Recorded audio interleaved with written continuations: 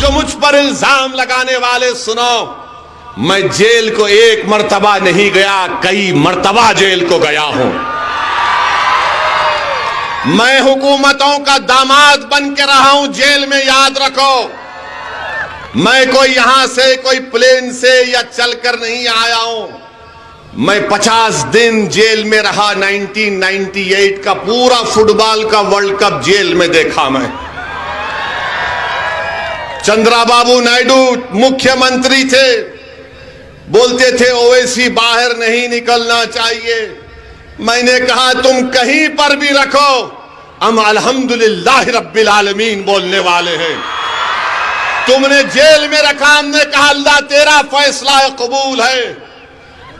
Jail میں 50 دن ہم کو رکھے، اور الحمدللہ جب بیل ہوئی تو بیل کا کنڈیشن یہ لگایا گیا کہ اویسی بھاشن نہیں دے گا۔ میں نے کہا کوئی بات نہیں، کب تک میری زبان کو روکیں گے۔ جیل سے نکلا تو 1 سال کے بعد چندرا بابو نائیڈو نے، تیلگو دیشم کی حکومت نے، حیدرآباد میں میں MLA تھا، پولیس کے ذریعے مجھے مارا اور پیٹا۔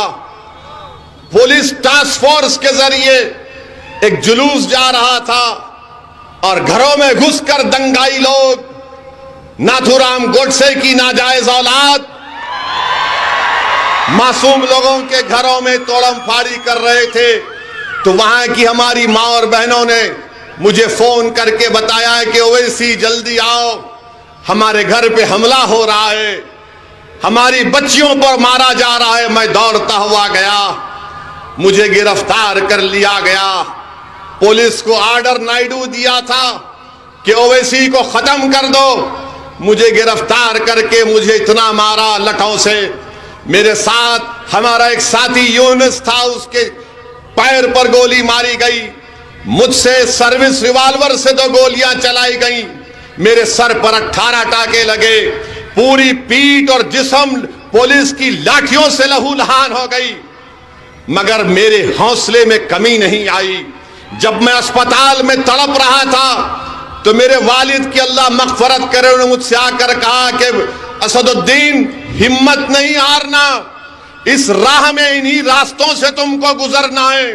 مجھے آج بھی یاد ہے کہ میرے والد مرحوم نے مجھ سے کہا تھا کہ آج تم کو یہ محسوس ہو رہا ہوگا کہ روڈ پر لٹا کر تم کو مارا گیا، تمہاری انا کو تکلیف ہو رہی ہوگی، مگر میرے والد نے کہا، کیا کہا نوجوانوں سنو، میرے والد نے مجھ سے کہا کہ امام احمد بن حنبل کی قربانی کو یاد کرو کہ ان کو بغداد کے بازاروں میں پیٹا گیا تھا، امام اعظم ابو حنیفہ کو جیل میں ڈالا گیا تھا۔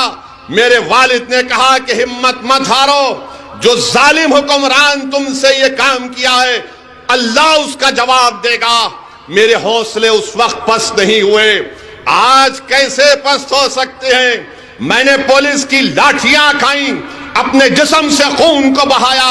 مجلس کے رفقا اگر آج تمہارے سامنے کھڑے ہیں تو محمد غوث کی شہادت ہمارے سامنے ہے۔ ارے ہم قربانیاں دے کر آئے ہیں، ہم ان کانگریسیوں کی طرح ایئر کنڈیشن کمروں میں بیٹھ کر یا پلین سے اتر کر سیاست نہیں کرتے۔ میری گاڑی پر گولیاں چلائی گئیں، اللہ نے مجھے بچا لیا۔ سب نے کہا کہ مت جاؤ اتر پردیش کو، میں نے کہا میں جاؤں گا، اور میری ماں نے مجھ سے کہا کہ تم زندہ ہو، تم کیسے ہو؟ میں نے کہا کہ اماں اچھا ہوں، تو اماں نے کہا جاؤ بیٹا کام کرو، اللہ تمہارے ساتھ ہے، میری دعائیں تمہارے ساتھ ہیں۔ میری بیوی میرے ساتھ تھی، دلی میں میری بیوی میرے ساتھ تھی۔ میں نے اپنے بیوی سے کہا کہ اب آپ حیدرآباد واپس جاؤ، ہماری بیوی نے کہا کہ جاؤ، اللہ آپ کے ساتھ ہے۔ ارے یہ ہم اس میدان میں آئے ہیں تو یہ تربیت لے کر آئے ہیں۔ میں یہاں پر کوئی پھول برسانے کے لیے نہیں آیا ہوں، میں یہاں پر آیا ہوں، میری بات کو سنو، شاید یہ میری زندگی کی آخری تقریر ہو جائے، مگر میں تم کو بتا رہا ہوں جب تک ہم زندہ رہیں گے ظالم سے مقابلہ کریں گے، جب تک ہم زندہ رہیں گے مظلوموں کا ساتھ دیں گے، جب تک اللہ ہم کو زندہ رکھے گا ہم کمزوروں کا ساتھ نہیں چھوڑیں گے، چاہے کمزور کسی مذہب کا ہو، کمزور کمزور ہوتا ہے.